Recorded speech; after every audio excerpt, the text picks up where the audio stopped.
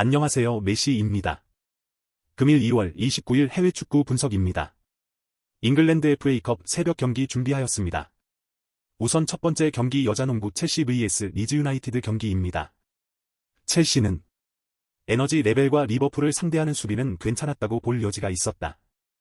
문제는 공격진들이 모두 골 결정력이나 제 실력을 보여주지 못했다는 것. 물론 리즈가 공세적으로 나서는 상황이라면 무드릭 잭슨이 가진 기동력이라는 면모를 믿어보는 최후의 수가 있을 것으로 보이지만 리즈가 이런 리스크를 굳이 원정에서 보여줄 가능성이 높다고 보긴 어려울 듯하다. 리즈는 기본적으로는 압박으로 공격성을 보여주는 편이지만 리그 모든 패배를 당하고 있는 원정에서 그것도 전력이 위인데다가 역습에서는 그나마 강한 첼시를 상대로 맞불을 놓지는 않을 듯 제임스 서머빌 같은 선수들이 속공에서 골을 못 넣는 유형도 아니고 홈에서는 무패를 기록하고 있을 정도로 강해서 1차전을 비기고 2차전으로 재경기로 몰고 가는 것을 노릴 수도 있을 듯하다. 저의 코멘트는 언더 2.5 양상의 무승부를 기대해도 좋을 듯하다. 일단 리즈가 굳이 원정에서 첼시에게 높은 라인이라는 리스크를 지게 할 이유가 없어 보이는 것이 사실이다. 첼시가 지난 경기에서 수비는 좋은 모습이었지만 결국 공격진들이 대거 공격적인 면모에서 부족한 모습을 보여준 것이 크다. 무승부는 리즈가 바라고 있는 것이기도 할 것. 전력 통계 함께 보시면서 다음 경기 준비하겠습니다. 두 번째 경기는 울버햄튼 vs 브라이턴 경기입니다. 울버햄튼은 홈에서 전반적으로 강한 전력임은 확실하지만 브라이튼을 상대로는 상성이 썩 좋은 팀은 아니라고 할 수 있을 것이다.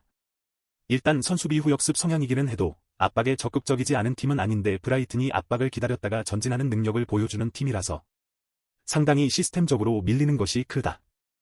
직전 경기에서는 0대 0이었지만 그 이전 4경기에서는 매 경기 3골 이상을 실점하는 모습. 브라이튼이 걱정되는 것은 현재 페두르 미토마 마치가 모두 없다는 것. 일단 0대 0으로 비긴 지난 매치에서도 미토마와 마치가 모두 없어서 활력에서의 난조가 있었다는 점을 감안하면 이 엔트리 상황이 썩 달가운 상황은 아니라고 보는 것이 합당할 듯하다.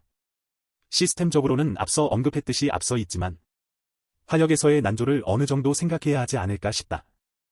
나의 코멘트는 시스템적으로나 상성으로는 브라이튼이 앞서고 있는 상황이다.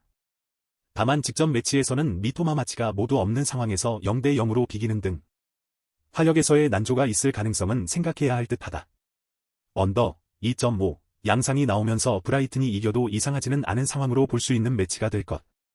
전력 통계 보시면서 다음 경기 준비하겠습니다. 세 번째 경기는 노팅엄 vs 맨체스터 유나이티드 경기입니다.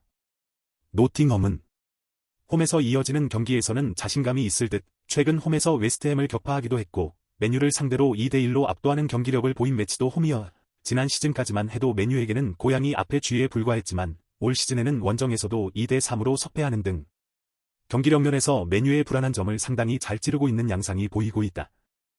맨유는 역습 상황에서 압박이 상대를 저지하는 능력이 너무 떨어지는 것이 문제.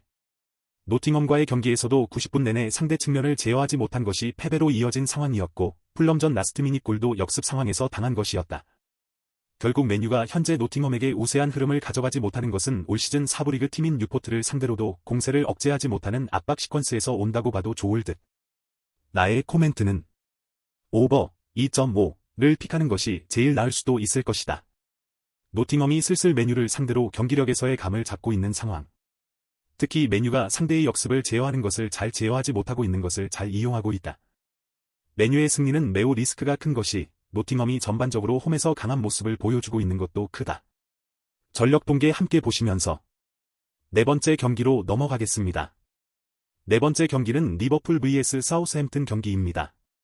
리버풀은 카라바오컵 우승을 차지하면서 클롭의 마지막 시즌에 트로피를 얻고 마무리를 지을 수 있게 되었다. 다만 연장 혈투가 이어지면서 대량의 유스콜업은 불가피한 상황으로 보이는 상태, 노리치전에서도 맥코널, MF를 선발로 투입하는 등 유스를 어느 정도 적극적으로 써보는 모습이다. 일단 해당 경기에서도 주도권을 쥐는데 문제는 없는 모습이었고 공격적으로는 확실히 성과가 있던 모습. 물론 콴사, DF의 경우 당시 2번의 실점 상황에 모두 관여하는 등 생각보다 수비가 안정적이지는 못했다. 사우스햄튼은 플랜 A는 점유축구와 높은 라인인 것은 맞다.